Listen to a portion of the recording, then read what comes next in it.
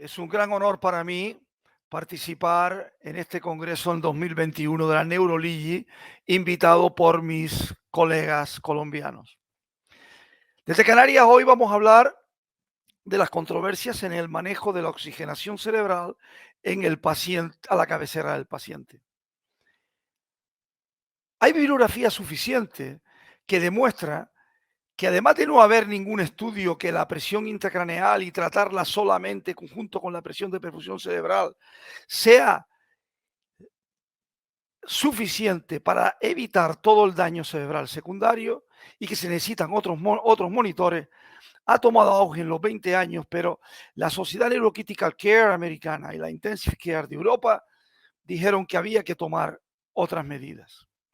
Otras medidas para intentar conocer si la deprivación de oxígeno en el intersticio, si el oxígeno llegaba, o bien si ese oxígeno que llegaba era utilizado por la mitocondria y por lo tanto era utilizada por el cerebro. Así aparecieron, basado en la clasificación de todos los tipos de hipoxia cerebral de Zigaraldes, el modificado Pausauquillo y el concepto de shock de Christos Lazaridis, que la presión intracraneal y la presión de perfusión solamente trataba un tipo de hipoxia cerebral, que era la hipoperfusión, o sea, la isquémica, y que toda la demás, por difusión, por alteración de la demanda metabólica, por el fallo mitocondrial, por la difusión, etcétera, no las comprendía. Para eso aparecieron técnicas como la presión tisular de oxígeno o la microdiálisis. Porque no es lo mismo tratar a un paciente con diurético osmótico que hiperventilarlo, y que sobre todo que la presión intracraneal no es el único factor que juega en el daño cerebral secundario.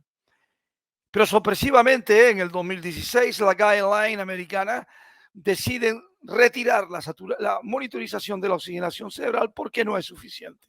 No hay estudio suficiente. Vale con la exploración clínica, vale con el TAC y vale también con otras medidas indirectas como el transcranial Doppler, el NIRS o el biselectroencefalográfico. Si a eso le añadimos que la hipoxia cerebral puede ser controlada subiendo solamente el FiO2 y aumentando la PaO2, y para evitar la hipoxia por hiperventilación medimos el TCO2, el ENTA y el CO2, entonces con esto ya estaba suficiente. Pero desgraciadamente un año más tarde aparece un trabajo, el único trabajo randomizado y controlado, el BUS-2, que no solamente que compara pacientes que se tratan con presión intracraneal y que se tratan con presión intracraneal, pero además también tratan la oxigenación cerebral medida a través de la presión tisular de oxígeno. Ven que la morbimorbilidad baja, aunque estos números no son significativos estadísticamente porque la muestra es muy pequeña. Lo que sí es verdad que no hay efectos secundarios y se comienza el BUS-3 para completar este concepto. A partir de ahí, todos los expertos que se dedican al neurotrauma hacen varios consensos. El primero, donde yo participé, en la Sociedad Española de Neurocirugía, que se publicó en 2019, es un consenso internacional de donde participaron muchos países, muchos miembros de países sudamericanos. El año siguiente, con el mismo concepto, la conferencia de consenso de Seattle reúne a 42 expertos, nos reunimos 42 expertos que definen que no solamente hay que tratar la presión intracraneal, sino que hay un grupo de pacientes que tienen hipoxia sin presión intracraneal y otros pacientes que se combina la presión intracraneal en la hipoxia y ponen una serie de protocolos para intentar mantener la oxigenación al mismo momento que la presión intracraneal. O sea, que si la oxigenación cerebral, o sea, lo que es la oxigenación y conocer el metabolismo cerebral, podían ajustar de forma individualizada mucho mejor el tratamiento, evitar el daño cerebral secundario y mejorar la morbimortalidad. Veremos algunos aspectos a continuación. Incluso la conferencia de Seattle, con esta novedad de la hiperoxigenación normovárica, hiperoxia normovárica, decide que cuando hay hipoxia tisular y todo lo demás falla, una PaO2 entre 100 y 200 milímetros de mercurio, sobre todo en la fase precoz, mejora el resultado final de los pacientes. Pero este estudio no fue dirigido para eso, sino fue dirigido por Alali y colaboradores para comprobar una sustancia, la citocolina, que mejoraba el metabolismo cerebral en 417 pacientes, y para eso miraron diferentes niveles de FiO2 y parece que tener una PA2 entre 100 y 200 las primeras 24 horas mejoraba. Entonces parece que el oxígeno puede mejorar todo y por lo tanto no hace falta medir nada de oxigenación y metabolismo porque consiste única y exclusivamente en subir el FiO2. Pero el oxígeno es tóxico. Hace billones de años nosotros no teníamos oxígeno en nuestra atmósfera. 2 billones de años antes empieza la oxigenación, pero también nos quedan restos. Nosotros tenemos una saturación de oxígeno del 95% y solamente consumimos el 25%. Nos llega al capilar que está al lado del alveolo, la aurícula izquierda, 90 milímetros de mercurio de PaO y la mitocondria necesita 2. Y sabemos que el oxígeno es perjudicial. Ha salvado muchas vidas, pero también es perjudicial para la célula. Y para la célula cerebral está demostrado que produce todos estos efectos secundarios. Aminoácidos, excitadores, radicales superóxidos, marcadores proinflamatorios, tendencia a la apoptosis, además de las lesiones anatómicas en el corazón, en el pulmón y en el intestino. ¿Qué hace el cerebro cuando se encuentra ante una hiperoxia? Vasoconstricción.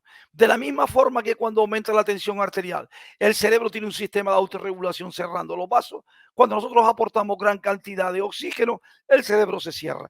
Y esto queda demostrado perdón, con un estudio del equipo alemán, en el cual cuando ponemos CDFI2 de 1, obviamente aumenta la PaO2. Pero si el cerebro en donde lo estamos midiendo es normal, que se produce una vasoconstricción, nosotros podemos calcular si ese paciente autorregula de forma vasoactiva el exceso de oxígeno. Y así un TOR mayor de 0,5 se correlaciona muy bien con la PRX, que es la autorregulación o la CPP óptima que nosotros obtenemos con este sistema. Pero se ha puesto de moda la efectividad de la hiperoxia porque ya desde hace más de 20 años hay estudios que han demostrado que aumentar el oxígeno en microdiálisis disminuye la relación lactato-piruvato, o sea que se utiliza más el oxígeno, que mejora el metabolismo por multitud de artículos que aquí ven marcados. Hay otros que son más reacios y como Sauquillo, el equipo de Barcelona, con microdiálisis, dice, eso solo vale cuando el lactato está elevado y entonces al poner más oxígeno, el lactato como fuente energética del cerebro lo capta y entonces mejora la relación lactato-piruvato. Pero como sabemos muchas veces, la disfunción mitocondrial y la crisis metabólica ocurre sin falta de oxígeno. Otros dicen lo contrario, basándose también en el mismo sistema de microdiálisis, el equipo del doctor Stocchetti en Milán o Ross Bullock en Pittsburgh, decide que esos datos no parecen tan claros. Y Diringer fue el que dio el último toque con el PET, diciendo que realmente no hay alteración en el metabolismo ni la utilización del oxígeno al aumentar el oxígeno.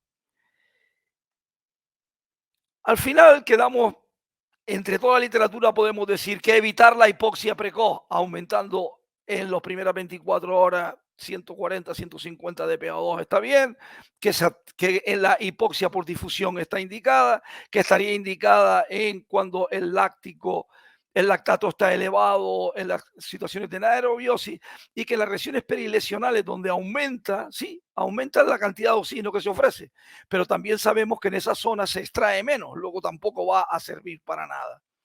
La pregunta crucial es, ¿todos estos problemas se quitan aumentando el FiO2? En ese momento va a subir la PaO2 y yo voy a tener la satisfacción de tener una presión tisular de oxígeno normal medida en área sana. Entonces, ¿para qué mido la presión tisular de oxígeno? Este trabajo es sobre 16 pacientes que están en quirófano con una malformación arteriovenosa y le coloca un catéter en el nido donde ha comprobado previamente en situación basal de que hay hipoxia cerebral y a distancia en el mismo hemisferio. Se produce el paciente, aumentamos el FiO2 durante la anestesia a 200 o 300, la presión tisular se normaliza, pero eso no significa que no haya hipoxia. Lo que quiero decir es, ¿Puede haber hipoxia tisular con presión tisular normal y PaO2 de 200 de 300? ¿Es útil subirla o puede haber hipoxia tisular oculta? Pues la hay. Lo importante es la relación presión tisular de oxígeno PaO2. Ellos tomaron como valor de 15 en la fórmula y una relación menor de 0,10 significa que a pesar de tener una PaO2 de 200 y una presión tisular de 17, el cerebro no está bien oxigenado. Hay hipoxia oculta con una relación menor de 0,10. Cuando él quitó la malformación arteriovenosa y aumentó la presión tisular, vieron que esa relación PTO2-PaO2 aumenta al 35%. Este estudio también fue llevado a cabo por los canadienses, pero de otra forma. 38 pacientes, 1000 muestras, medían la presión tisular de oxígeno y la PaO2 en lugar de la PaO2 solo, pero lo que analizaron fue que estos 38 pacientes tenían que aumentar la FiO2 porque todas las medidas estaban agotadas y tomaron como límite presión tisular de 20 y vieron que la mayor parte de los pacientes necesitaban 130, muy pocos por encima. Aunque la aumentaran más, no iba a aumentar la PTO2 porque tenían la reactividad normal y decidieron que la relación presión tisular de oxígeno PaO2, la Boss ratio, si era menor de 15, aunque tuvieras la presión tisular de oxígeno en más de 20 y tuviéramos la PaO2 de 200, ahí había hipoxia oculta. Por lo tanto, con esto rompemos un poco aquello que subir el FiO2 ya está solucionado el problema. Otra gran controversia es la medida local o regional. Yo lo he explicado esto un muchísimo de debate. Le estoy diciendo que esto es de 1999, yo coloco el catéter en el lado contralateral a las lesiones, todo es normal y sin embargo el paciente no sobrevive. Hemos publicado varios artículos donde colocar el catéter en lesión difusa en el lado derecho el hemisferio dominante. Hemos puesto catéteres bilaterales y es mejor ponerla en área sana de donde hemos evacuado el hematoma. Cuando tenemos estos problemas es mucho más difícil, tenemos que utilizar SJ, NIRS y en la micranectomía descompresiva, que lo hemos también medido en bilaterales, no sirve medirlo en el lado contralateral en caso de micranectomía, sino en este, porque es la zona donde tenemos que meter. O sea, área sana, el hemisferio más dañado para que la terapéutica sea efectiva. ¿Qué pasa con la hemoglobina? ¿Aumentamos el contenido de oxígeno y aumentamos más el aporte de oxígeno por subirla más de 11? No, porque el 30% del oxígeno que capta la mitocondria no es a través de la hemoglobina oxidada, sino por difusión, porque no cabe dentro del alveolo. Hemoglobina debajo de 7 sí hay que transfundir, pero entre 8 y 9, si la presión tisular es normal, no aumentemos la viscosidad, no demos más sangre, porque eso produce deterioro en la autorregulación, fenómenos tromboembólicos, y si damos sangre, la demos con un almacenaje corto, porque se pierde la capacidad de transporte. Otro problema importantísimo también es la hiperventilación. Es la causa de hipoxia a la cabecera del paciente y atrogénica por la ventilación mecánica. Utilizamos ASIS control, ponemos el trigger mal y ventilamos al paciente y lo hiperventilamos. Y se ve que hiperventilan a gente con presión intracraneal normal. Hay que monitorizar la oxigenación cerebral para ver realmente dónde estamos hiperventilando al paciente. Hay que monitorizar la entrada al CO2, evitar en las primeras 48 horas cuando más dañado está el cerebro y sobre todo si vemos una hipertensión endocraneal y tenemos una herniación, si la tenemos que disminuir mucho, tiene que ser por espacio corto de tiempo buscando una solución. ¿Qué pasa con la autorregulación? Tenemos que tener la PRX, no sabemos la presión óptima, hasta dónde llegamos aumentando la presión arterial media. Buscamos a Rodner.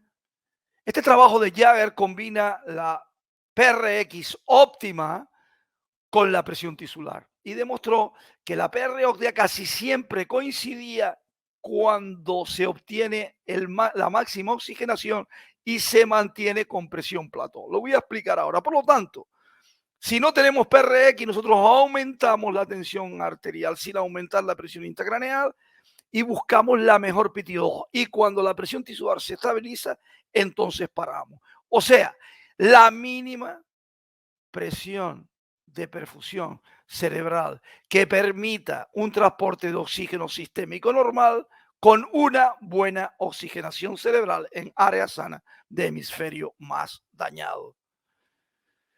Aquí les pongo varios ejemplos. Aquí tenemos el ejemplo de la presión intracraneal y lo azul es la autorregulación.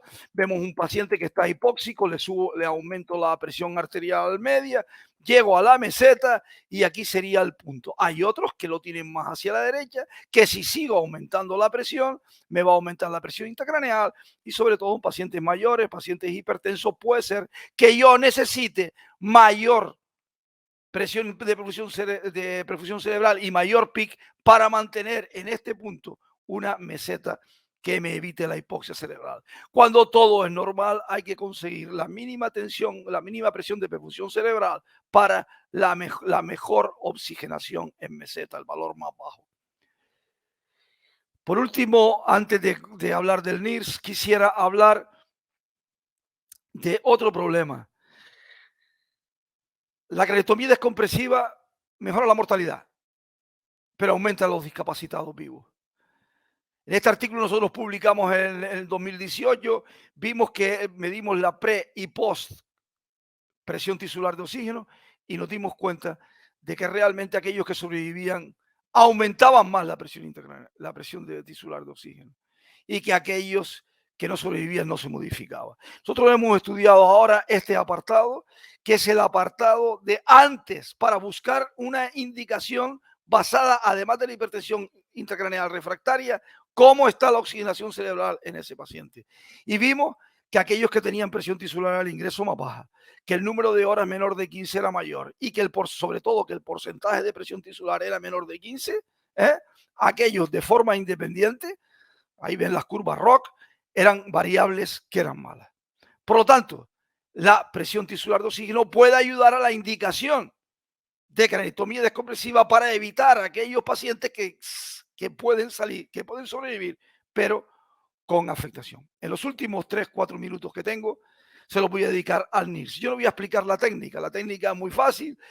Es ponerle un electrodo en la cabeza del paciente, en lo cual entra unos fotones de luz cercanas a infrarrojo a diferentes longitudes de onda que pueden medir la parte superficial y la parte más profunda con una o varias y que eso se refracta sobre un detector y ese detector nos va a dar el grado de oxigenación cerebral a nivel microvascular de sustancia gris, la desaturada y también en las últimas técnicas en mirar la citocromo C oxidasa, que es el último eslabón, es la enzima de membrana que coge el oxígeno y lo mete dentro de la mitocondria para producir ATP. Esto se coloca en la superficie, en la región, se puede colocar en cualquier lado, pero en ambos lados, en la región frontera entre la arteria cerebral anterior y la cerebral media, y que normalmente en los primeros aparatos se medía la saturación venosa yugular de oxígeno porque el 70% es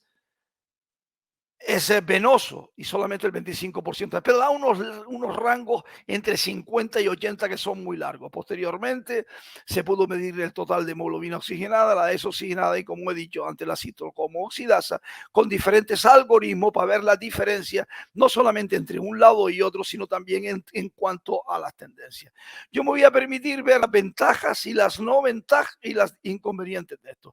¿Qué ventaja tiene? Que no es invasiva, que lo puede poner cualquiera, que lo podemos utilizar en la calle, en la prehospitalaria, en el helicóptero que lo hemos utilizado nosotros, que también tiene una buena definición, que tiene un tiempo real, aunque tiene mucho drift, dependiendo de si es gordo, si es flaco, si hay grasa, si no hay grasa, si hay hipertermia.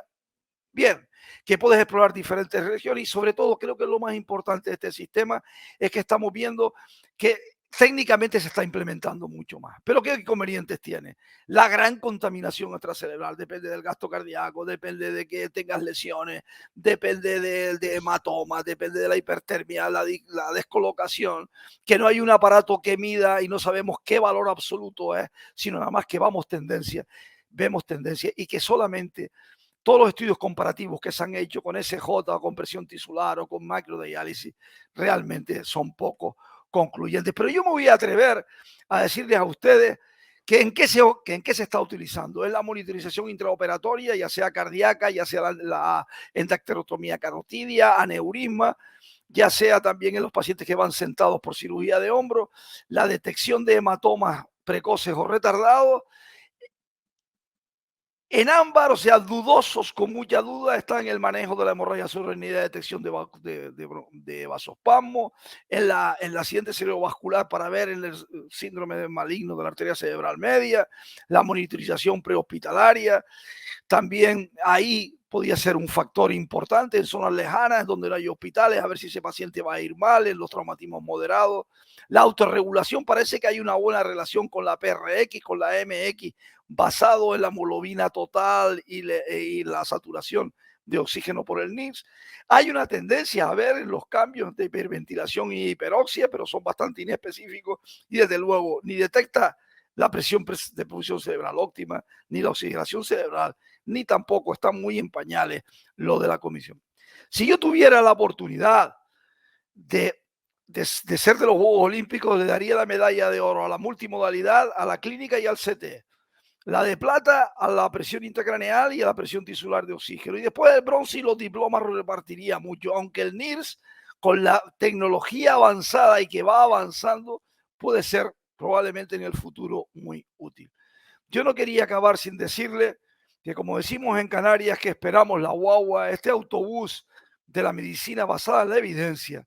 Estamos esperando para ver si la oxigenación cerebral mejora los resultados al tratar este sistema en el bus 3, que ya están terminando de coger los datos, el otro equipo francés en el OxyTC, en el Bonanza. Si el lactato hipertónico, el lactato puede ser utilizado como fuente de energía en los casos de crisis metabólica, y si por fin la hiperoxia normoválica es útil o no. Muchas gracias por su atención y he estado encantado de hacer esta presentación para mis compañeros colombianos.